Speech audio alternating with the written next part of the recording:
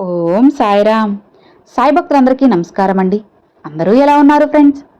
మన సాయినాథుని దయ వల్ల అందరూ బాగుండాలని మనస్ఫూర్తిగా కోరుకుంటూ ఈరోజు ఈ వీడియోనైతే స్టార్ట్ చేస్తున్నాను. ఇక ఈరోజు వీడియోలో బాబాగారు ఎలాంటి సందేశాన్ని తీసుకొచ్చారంటే, తల్లి, మే 14వ తారీఖున నీ కోరిక నెరవేరే రోజు. అస్సలు మిస్ చేసుకోవద్దమ్మా. చేజార్చుకున్నావంటే నువ్వే ఇబ్బంది పడాల్సి వస్తుంది. ఎందుకంటే నీ అతిపెద్ద కోరిక తీరబోయే రోజు మే 14వ తేదీన రాబోతుంది. అంత గొప్ప రోజుని వదులుకోకు అని బాబాగారైతే చెప్తున్నారండి. మరి బాబాగారు మనకేం చెప్పబోతున్నారో విందామా? తల్లి, నీ సాయి చెప్పేది ఆఖరి వరకు వినమ్మా. ఎక్కడా కూడా అస్సలు వదలకు. నీ జీవితాన్ని పూర్తిగా మార్చి నువ్వు సంతోషంగా ఉండేలా చేసే బాధ్యత నాది. నీ జీవితాన్ని నేను మార్చబోతున్నానమ్మా. ఆ బాధ్యత తీసుకున్నాను.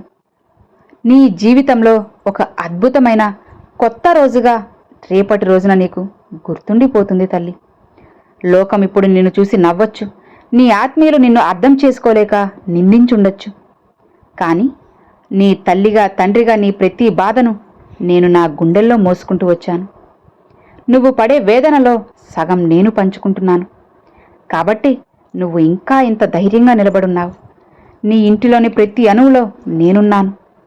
నువ్వు నిట్టూర్పు విడిచిన ప్రతిసారి నా మనసు ఎంత బాధపడుతుందో నీకు తెలుసా? నీ కన్నీటిని తొడవడానికి, కష్టాల కడల్ని దాటించడానికి ఈరోజు నీ వెంట నడవబోతున్నాను. ఈ వేదన శాశ్వతం అనుకున్నావు, అవును కదా? లేదమ్మా, నా కరుణా కిరణాలు నీపై ప్రసరించబోతున్నాయి. నువ్వు ఒంటరివి అని ఎప్పుడైతే అనుకున్నావో, నీ నీడ నీ కంటి ముందు నేను కనిపించబోతున్నాను. సమయం ఆసన్నమైంది.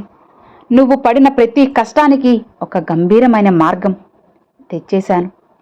నువ్వు ఓర్చుకున్న ప్రతి అవమానానికి ఒక అద్భుతమైన ప్రతిఫలం వచ్చింది. కాలచక్రం రోజు తిరుగుతూ ఉంటుంది. చీకటి నిండిన అమావాస్య తరువాత వెలుగులు విరజిమ్మే పున్నమి రావడం ప్రకృతి సిద్ధమైనటువంటి నియమం. నీ జీవితంలో ఇన్నాళ్ళు రాజ్యమేలిన కటిక చీకట్లు, నిరాశ, నిస్పృహలు తొలగిపోయే శుభగడియ వచ్చింది. రేపటి రోజున నీకు అంతా శూన్యంగా, దిక్కుతోచని అగాధంలో ఉన్నట్లుగా అనిపించొచ్చు. కానీ రేపు వచ్చే సూర్యోదయం నీ జీవితంలో సరికొత్త ఆశలను, ఊహించని అద్భుతాలను మోసుకొస్తుందమ్మా. అది కూడా మే 14. నీ విధిని మార్చే శక్తి కేవలం నా సంకల్పానికి ఉంది. నువ్వు పడుతున్న ఈ బాధను ఇకపై నీ జ్ఞాపకాల్లో కూడా ఉండదు. అంతటి ప్రశాంతతను ఇస్తున్నాను. నా బిడ్డవైన నీకు కష్టం వస్తే అది నాకు వచ్చినట్లే కదా. కర్మబంధాలు అనేవి మానవ జన్మకు సంఖ్యలు లాంటివి.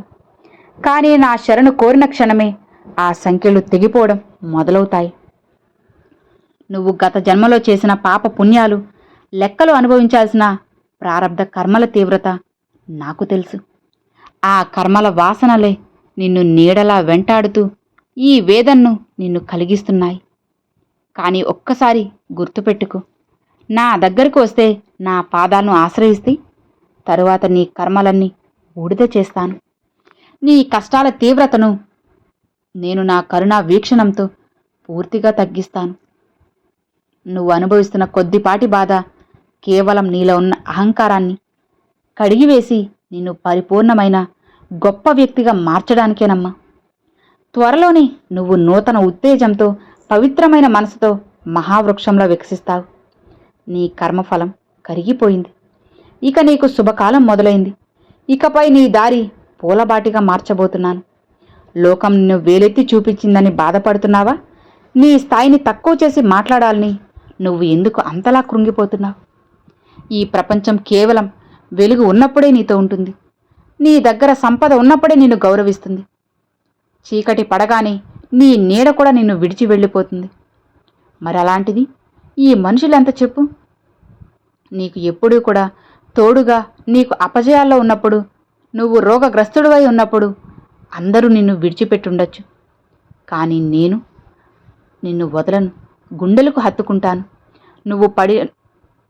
నువ్వు అనుభవించిన ప్రతి నిందకు, అనుభవించిన అవమానానికి కాలం గట్టి సమాధానం ఇస్తుంది.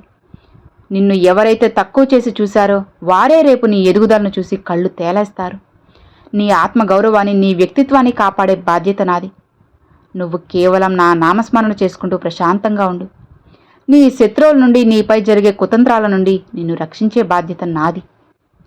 నా బిడ్డను కన్నెత్తి చూసే ధైర్యం ఎవరికైనా ఇస్తానా? నీ మనసు ఒక ప్రచండమైనటువంటి యుద్ధరంగంలా ఉంటుంది. లోపల కొన్ని వేల ఆలోచనలు నిన్ను నిరంతరం ఉక్కిరిబిక్కిరి చేస్తున్నాయని నాకు తెలుసు. నాకే ఎందుకు ఇలా జరుగుతుంది, నన్ను కాపాడవా, నేనేం తప్పు చేశాను అని నువ్వు అనుక్షణం ప్రశ్నిస్తూ నీలో నువ్వే ఎంతగా నలిగిపోయావో నాకు తెలుసమ్మా. నీకు మెదిలే ఆలోచనలు తుఫాను ఎంతగా రేగిపోయిందో, అవన్నీ పిట్ట సముద్రపాలలు ఎంతగా ఎగిసిపడినా చివరికి తీరానికి చేరుకోవాల్సింది. నీ మనసులో అలజడి కూడా అలానే మాయం చేస్తాను. నీ ఆలోచనలు, నీ ఆవేదనలు నా పాదాల దగ్గర పెట్టు. నీ చింతను మోయడానికి లోక బాంధవుడైనటువంటి నేనున్నాను కదా, ఆ భారాన్ని మోస్తాను. నీ గుండెల్లో నిండిన అశాంతిని పూర్తిగా నేను తొలగిస్తాను. ప్రశాంతమైనటువంటి నిద్రను ఈ రాత్రికి నీకు ప్రసాదిస్తాను. నిశ్చింతగా ఉండు. నీ ప్రతి సమస్యకు కూడా పరిష్కారం పూర్తిగా నా దగ్గర ఉందమ్మా. ఇక నువ్వు భయపడకు, నేనున్నాను కదా. నీ సాయి ఉన్నారు. నీ మనసును నా యొక్క ప్రార్థనలో నిమగ్నం చేయి. అక్కడ నీకు శాంతి లభిస్తుంది. ఆరోగ్యమే మహాభాగ్యం తల్లి. నువ్వు శారీరక బాధలతో సతమతమవుతుంటే నేను ఎలా చూస్తూ ఉంటాను? నీ కోరిక నెరవేరడం లేదని, నీకు తగిన ఆరోగ్యం ఇవ్వడం లేదు అని, తగిన ఉద్యోగం లేదు అని, తగిన ప్రేమ బంధాన్ని చూపించడం లేదు అని నాపై కోపంతో ఉన్నావు కదా. నీవు అనుభవిస్తున్న మానసిక వేదన, నీ ఆలోచనలన్నీ కూడా పూర్తిగా తెగిపోతాయి. రేపు నీ కోరిక నేను నెరవేరుస్తాను. నీ బాధలకు మూలం నీ ఆలోచనలే. చూడు తల్లి, నీ ఆలోచనలన్నీ కూడా ఇప్పుడే, ఈ క్షణమే నా ముందు పూర్తిగా తొలగిపోయాయని ఒక్క మాట చెప్పు. నీ గ్రహ దోషాలను, దారిద్ర్య బాధలను నయం చేసే దివ్య ఔషధం నా దగ్గర ఉంది.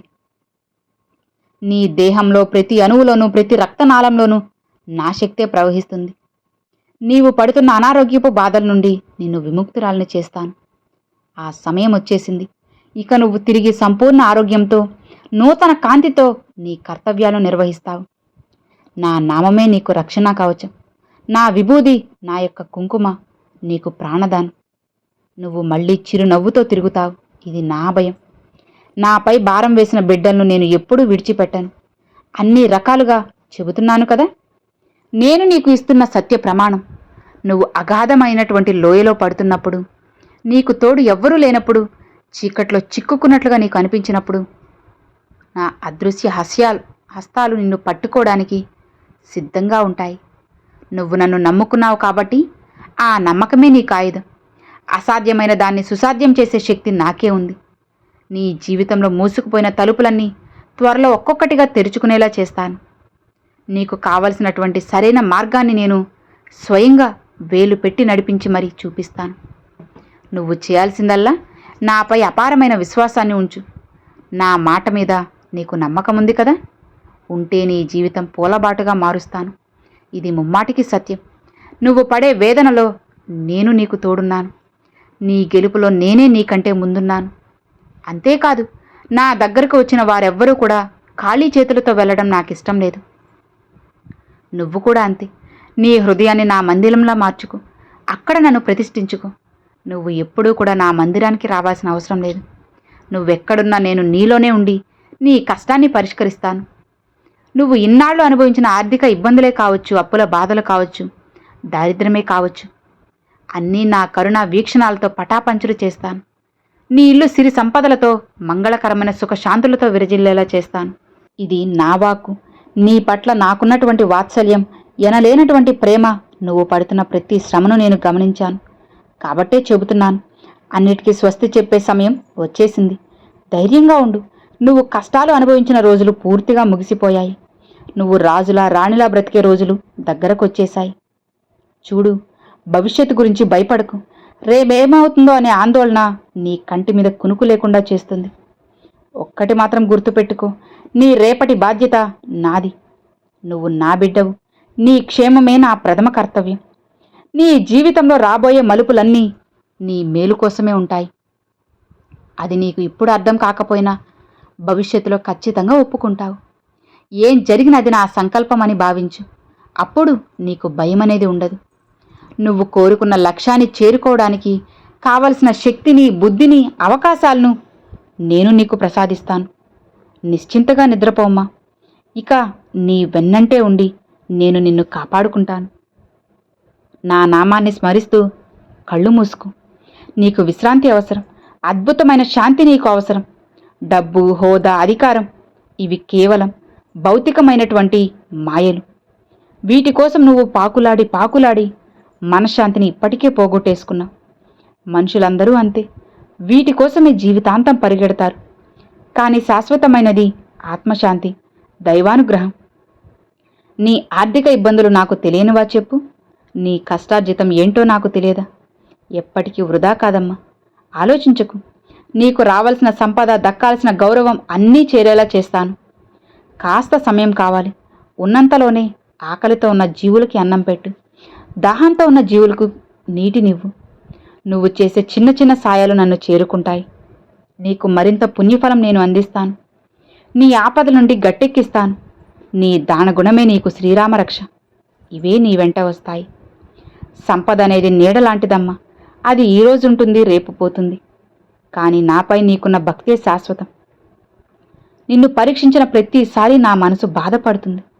కానీ నిన్ను ఒక మహావృక్షంగా తీర్చిదిద్దడానికే నేను ఎన్నో రకాల పరీక్షలు పెడుతున్నాను.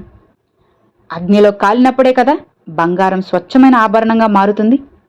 కాబట్టి పరీక్షలు పెట్టినప్పుడే అవన్నీ తట్టుకుని నువ్వు నిలబడితేనే నువ్వు స్వచ్ఛంగా ఉంటావు.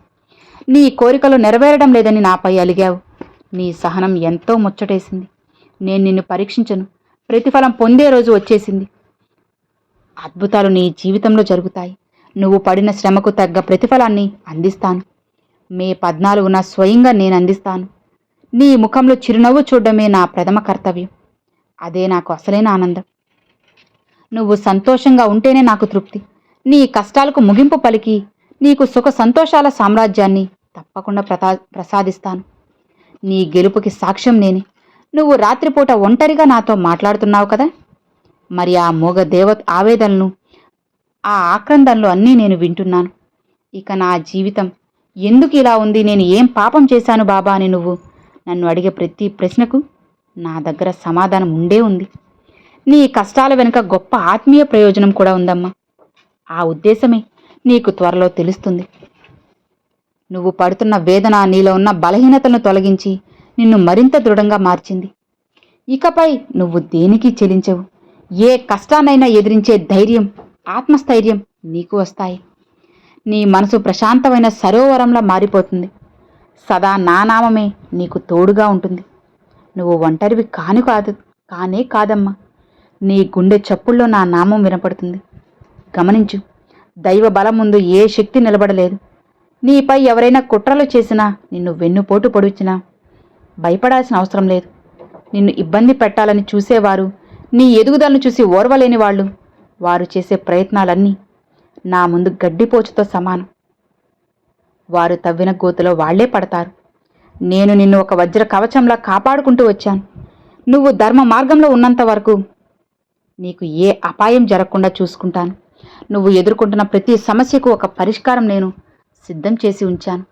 అవన్నీ నీకు త్వరలో కళ్లకు కట్టినట్లుగా కనపడతాయి. నువ్వు పడుతున్న బాధల నుండి విముక్తి పొందే రోజు వచ్చేసింది.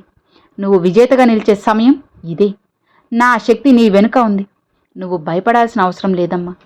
లోకం నిన్ను వేధించినా నేను నిన్ను దీవిస్తూనే ఉంటాను. నా పట్ల నువ్వు చూపే అనన్యమైనటువంటి భక్తి, ప్రేమ నాకు సంతోషాన్నిచ్చాయి. నీ మనసు స్వచ్ఛమైన వెన్నలాంటిది.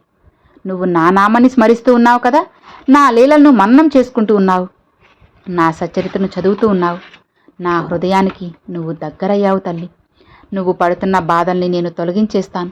ఇక నువ్వు నిశ్చింతగా ప్రశాంతంగా ఉండు. కొండంత అండగా నీ సాయి తండ్రి నీకు తోడు ఉండగా ఇక నీకు భయం ఎందుకు, దిగులెందుకు చెప్పు. హాయిగా ప్రశాంతంగా ఉండు అని ఈరోజు బాబాగారితో తీసుకొచ్చారండి. సో విన్నారు కదండి, ఈరోజు బాబాగారు పంపించిన ఈ మంచి సందేశం మీ అందరికి నచ్చింది అని అనుకుంటున్నాను. నచ్చితే ఒక చిన్న లైక్ చేయండి, మరికొంతమంది సాయి భక్తులకు షేర్ చేయండి. ఫస్ట్గా మన ఛానల్ చూసేవాళ్ళు సబ్స్క్రైబ్ చేసి సపోర్ట్ చేయండి friends. Thanks for watching. Om Sairam.